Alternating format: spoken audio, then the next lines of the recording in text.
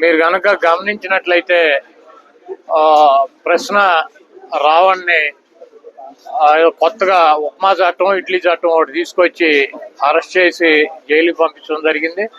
అతను మాట్లాడినటువంటి వ్యాఖ్యలు ఇప్పుడేం కొత్తగా మాట్లాడినటువంటి వ్యాఖ్యలు కాదు.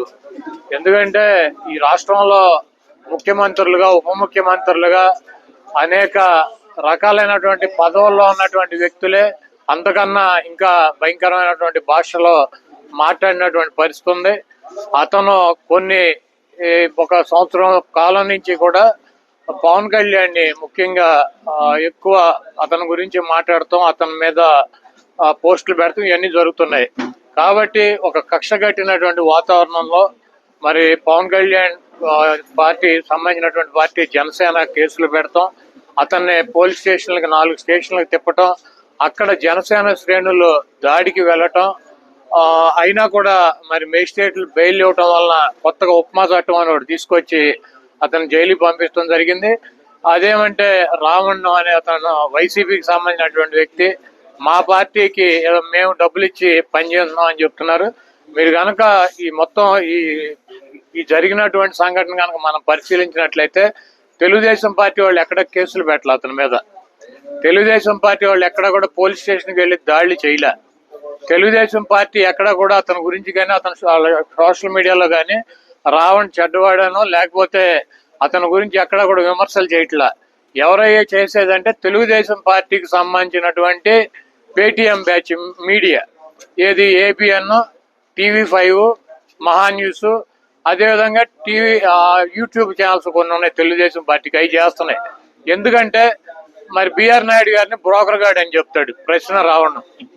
అదేవిధంగా ఏబిఎన్ రాధాకృష్ణని అమ్మనా బూతులు తిడతాడు, ఒకరిని బ్రోకర్ అని, ఒకడు లోఫర్ అని. ఆ పౌడర్ డబ్బా మన మహా న్యూస్ అయితే కనుక శాంతం ముఠాకోర్ అని చెప్పి రకరకాలుగా వాళ్ళని విమర్శిస్తాడు.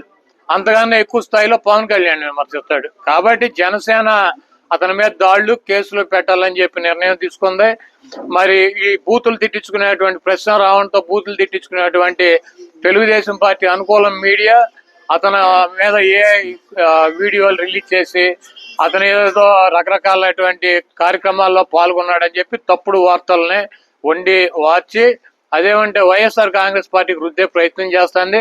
దీంట్లో రావణ్ అనేటువంటి వ్యక్తి తెలుగుదేశం పార్టీకి, లోకేష్ కి, బాలకృష్ణకి, చంద్రబాబుకి కూడా అనుకూలంగా ఉంటాడు. ఎక్కడ ఒక మాట కూడా మాట్లాడు. కాబట్టి తెలుగుదేశం పార్టీ కాముగా ఉంది. వీళ్ళందరూ కూడా అతని మీద మరి దాడి చేసేటువంటి కార్యక్రమం. అదేవిధంగా గతంలో మేము అధికారంలో ఉండగా జగన్మోహన్ రెడ్డి గారి మీద కూడా అనేక రకాలైనటువంటి విమర్శలు చేశాడు. మేము ప్రతిపక్షంలోకి వచ్చినా కూడా మా మీద విమర్శలు చేశాడు. ఏదేమైనప్పటికీ మేమైతే కనుక ఈ రకంగా అణిచివేయాలన్నటువంటి ప్రయత్నం చేయలేదు. చంద్రబాబు నాయుడు కూటానికి రోజులు దగ్గర పడి, ఎందుకంటే మాది గొడ్ల పార్టీ అని చెబుతాడు, ఆయన చెబుతాడు, వాళ్ళ అబ్బాయి చెబుతాడు, ఆ పార్టీ చెబుద్ది, ఆయన మీడియా చెబుద్ది. అంటే ఆయన భ్రమ ఏంటంటే పిచ్చి, ఇంకా భ్రమలో ఉన్నాడు. మేము ఏది చెప్తే ప్రజలు కూడా అదే మాట్లాడతారని. మాది గొడ్డల పార్టీ అని ఎవరు అందరూ, మా సంక్షేమ పార్టీ అని చెప్పి ప్రజలు మాట్లాడుకుంటారు. మాది గొడ్డల పార్టీ కాదు, నీది బూడిద పార్టీ అని చెప్పి రాష్ట్రంలో ఉన్నటువంటి ప్రజలు మాట్లాడుకుంటున్నారు.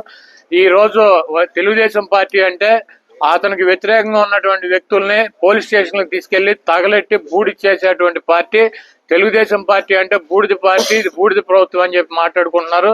మీకు రాబోయే రోజుల్లో మీ పార్టీకి మీకు ఆ బూడిదే మిగులుతుందని చెప్పి తెలియజేస్తున్నాం. ప్రశ్న జోసెఫ్ రావణ్ బంగ్లాదేశ్ లో ఉండే హిందువుల్ని లేకి ఆ తర్వాత మాట్లాడటం నా వల్ల కావడం మీకే చూపిస్తా. ఇక్కడ వారు మాట్లాడిన మాటలు, ఈ యొక్క పవిత్ర భారతదేశంలో శ్రీరామచంద్రుడిని ఆరాధ్య దైవంగా భావించే శ్రీరామచంద్రుడిని, సీతమ్మ తల్లిని, మన ఇతిహాసాలైనటువంటి మహాభారతాన్ని నీచాతి నీచంగా, ఘోరాతి ఘోరంగా ఆ యొక్క జోసెఫ్ రావణ్ మాట్లాడితే అలాంటి వ్యక్తిని మీరు ఎలా సమర్థిస్తారు? ఏదైతే హిందూ ధర్మాన్ని కాపాడేదానికి, హిందూ ధర్మమా, ఇస్లామా, క్రైస్తవులా పక్కన పెడితే క్రైస్తవుల్లో దైవ సేవకులు ఉంటారు, ముస్లింల్లో మత గురువులు ఉంటారు, అదేవిధంగా హిందువుల్లో పీఠాధిపతులు ఉంటారు, పూజారులు ఉంటారు. మరీ ముఖ్యంగా ఆ దేవస్థానాల్లో పూజారులు అనేక కష్ట నష్టాలకు వచ్చి నిష్ఠా గరిష్టలతో నిత్యం కూడా హర హర మహాదేవ్, శంభో శంకర అంటూ ఏదైతే మంచి మాటలతో ఓం త్రయంబకం యజామహే సుగంధిం పుష్టివర్ధనం ఊర్వారుకమి విబంధన మృత్యోర్ముక్షి యమమృతార్ అనే మృత్యుంజయ మంత్రాలతో నవదుర్గా మహాకాళీం బ్రహ్మ విష్ణు శివాత్మికం త్రికాల జ్ఞాన సంపన్నం నమామి భువనేశ్వరీం దుర్గా స్తోత్రాలతో గాయత్రి మంత్రాలతో శ్రీరామదూతం శిరసా నమామి ఆంజనేయ స్వామి మాటలతో ఆ యొక్క పూజారులు ఆ యొక్క దేవస్థానాల్లో పవిత్ర దేవస్థానాల్లో పూజలు నిర్వహిస్తూ ఉంటే ఆ దేవస్థానాల పూజారుల్ని హిందూ మఠాధిపతుల్ని హిందూ పీఠాధిపతుల్ని హిందూ స్వాముల్ని నీచాతి నీచంగా జోసెఫ్ రావణ్ తిడితే అలాంటి వ్యక్తిని జగన్మోహన్ రెడ్డి గారు మీరు ఎందుకు ఎన్నికేసుకొస్తున్నారు? నేను ఒకటే మాట చెప్తున్నా జగన్మోహన్ రెడ్డి గారికి, అయ్యా జగన్మోహన్ రెడ్డి గారు జోసెఫ్ రావణ్ గారి మీద కేసులు పెట్టారు, అనేక రకాల కేసులు పెట్టారు, సోషల్ మీడియా పోస్టింగ్లు కేసులు పెట్టారు. అదేవిధంగా ఉగ్రవాదుల్ని సమర్థించే రీతిలో దేశ ద్రోహాన్ని పెంచే రీతిలో వారు ఒకే మాట చెప్పారు, నాకు దేశభక్తి లేదు. మీరు వింటున్నది నిజమే, నాకు దేశభక్తి లేదు అని జోసెఫ్ రావణ్ ప్రత్యేకంగా చెప్పి 2 సార్లు దాన్ని మళ్లీ మళ్లీ చెప్పి నాకు ఈ దేశం మీద నమ్మకం లేదని చెప్తే అలాంటి వ్యక్తుల మీద అలాంటి దేశద్రోహం కేసులు కాకుండా ఏ కేసులు పెట్టాలో జగన్మోహన్ రెడ్డి గారు? అయినా కేసులు పెట్టారు. ఏ కేసులు పెట్టారా, ఏ కేసులు పెట్టలేదా న్యాయస్థానాలు చూసుకుంటాయి. న్యాయస్థానాలు కేసుల్లో బలం ఉందని నమ్మితే నిర్ణయం తీసుకుంటాయి, కేసుల్లో బలం లేదని తెలిస్తే నిర్ణయం మరో రకంగా తీసుకుంటాయి. మరి ఆ యొక్క న్యాయస్థానాల్లో ఈ కేసుల్లో బలం ఉంది కాబట్టే కింది కోర్టు జోసెఫ్ రావణ్ని రిమాండ్కి పంపించింది. రేపు హైకోర్టు సుప్రీంకోర్టు నిర్ణయం తీసుకుంటుంది. కానీ దాన్ని న్యాయస్థానాలకు వదిలేద్దాం, న్యాయస్థానాలకు వదిలేద్దాం. కానీ మీరు అలాంటి వ్యక్తిని సమర్థిస్తూ ప్రశ్న జోసెఫ్ రావణ్ మీద ఈ కేసులు పెట్టడం అక్రమం, దుర్మార్గం అని మీరు మాట్లాడిన మాటలు మరి కాసేపట్లో అందరూ కూడా చూపించడం జరుగుతుంది. కాబట్టి జగన్మోహన్ రెడ్డి గారిని నేను సూటిగా స్పష్టంగా అడిగేది ఒకటే, హిందూ దేవుళ్ళని ఈరోజు ప్రశ్న జోసెఫ్ రావణ్ తిట్టాడు. రేపటి రోజు ఇలాంటి వ్యక్తులు జీసస్ క్రీస్తుని తిట్టని గ్యారంటీ ఏమీ లేదు, దైవ సేవకుల్ని తిట్టదని గ్యారంటీ ఏమీ లేదు. మరో రోజు మహమ్మద్ ప్రవక్త గారి మీదో, అల్లా మీదో, లేకుంటే ఇస్లాం మత విశ్వాసాల మీదో విమర్శించడం చెప్పని గ్యారంటీ ఏమీ లేదు.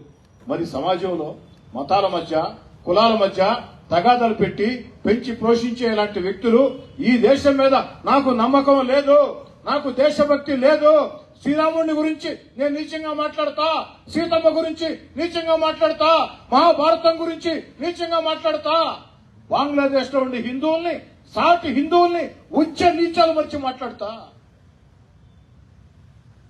అలాంటి వ్యక్తిని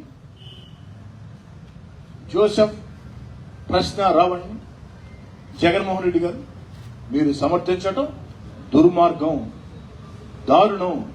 ఇప్పటికైనా జగన్మోహన్ రెడ్డిని కోరేది ఒకటే, ఒకనాడు మీ నాయకత్వంలో పనిచేసిన వ్యక్తిగా, ఒకనాడు మీ నాయకత్వంలో ఎమ్మెల్యేగా ఉన్న వ్యక్తిగా, ఆ తర్వాత మీతో విభేదించి బయటకు వచ్చి ఈరోజు మళ్లీ ఎమ్మెల్యేగా ఉన్న వ్యక్తిగా కాకుండా ఓ పౌరుడుగా, ఓ భారతీయుడిగా, ఓ హిందువుగా మిమ్మల్ని అడిగేది ఒకటే, వైఎస్ఆర్ కాంగ్రెస్ పార్టీ రాష్ట్ర అధ్యక్షుడిగా వైఎస్ జగన్మోహన్ రెడ్డి గారు మీరు ఖచ్చితంగా ఈ దేశ ప్రజలకి క్షమాపణ చెప్పాలా. హిందువులా, ముస్లింలా, క్రైస్తవులా తేడా లేకుండా భారతీయుల మొత్తానికి క్షమాపణ చెప్పాలా. హిందూ మత విశ్వాసాల మీద దాడి చేసిన వ్యక్తులు రేపటి రోజు క్రైస్తవుల మీద, ముస్లింల మీద, మత విశ్వాసాల మీద, సిక్కుల మీద దాడి చేయరు అన్న గ్యారెంటీ ఏం లేదు. అందుకే ఇలాంటి వ్యక్తిని సమర్థించిన దానికి బహిరంగంగా నేను క్షమాపణ చెప్తున్నా అని జగన్మోహన్ రెడ్డి గారు మీరు చెప్తే ఖచ్చితంగా ప్రజా జీవితంలో కొనసాగే హక్కు మీకుంటుంది. అలా కానప్పుడు ప్రజా జీవితంలో మీరు కొనసాగలేరు. మీ ప్రజా జీవితంలో మీ యొక్క రాజకీయాలకి ప్రజలే ఖచ్చితంగా ఫుల్ స్టాప్ పెడతారు, కామా కాదు ఫుల్ స్టాప్ పెడతారని చెప్పని తెలియజేస్తారు.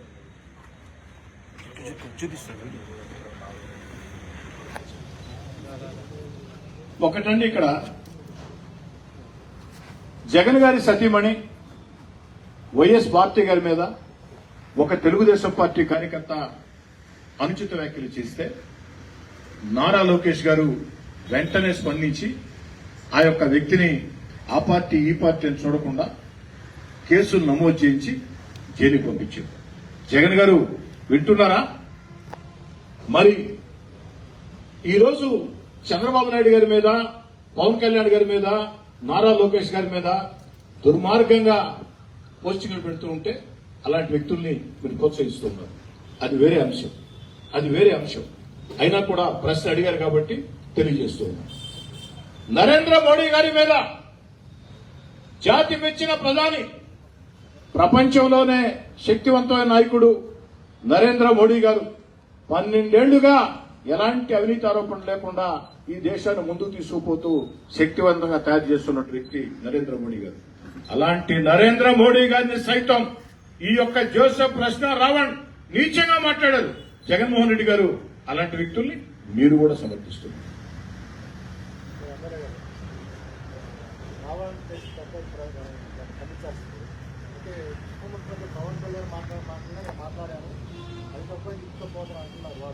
అంటే ఉప ముఖ్యమంత్రి పవన్ కళ్యాణ్ గారు నా దేశం మీద నాకు నమ్మకం లేదు, నాకు దేశభక్తి లేదు, బంగ్లాదేశ్ లో ఉండే హిందువుల్ని దుర్భాషలాడటం, శ్రీరాముడిని దుర్భాషలాడటం, మహాభారతాన్ని దుర్భాషలాడటం ఇది చేశారండి. పవన్ కళ్యాణ్ గారి భాషకి ప్రశ్న జోసెఫ్ రావణ్కి తేడా ఏందండి? చాలా తేడా ఉంది. పోలికేంది అసలు దానికి? చాలా తేడా ఉంది. ఎడిట్ చేసి పెట్టినప్పుడు బహిరంగంగా ప్రశ్న జోసెఫ్ రావణ్ వచ్చి క్షమాపణ చెప్పు, ఆధారాలు చూపించు. నేను మాట్లాడిన మాటలకి ఏ ఆధారాలతో ఓ భారతీయుడిగా మీ కోటమిరెడ్డి సోదరెడ్డిగా మాట్లాడానో ఆధారాలు నేను చూపిస్తున్నా.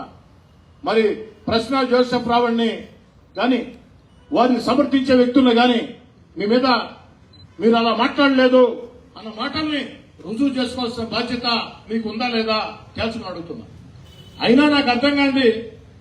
దయచేసి కాసేపు విలేకరుల సమావేశం బ్రేక్ ఇద్దాం, ఆ యొక్క మాటలు చూద్దాం. చూసిన తర్వాత మీరేం మాట్లాడతారో కూడా. ఎందుకంటే ఇది ఒక రాజకీయ సమస్య కాదు. నేను ప్రారంభంలోనే చెప్పాను. ప్రశ్న రావణ్ మీద, జోసెఫ్ రావణ్ మీద పెట్టిన కేసులు సక్రమమా అక్రమమా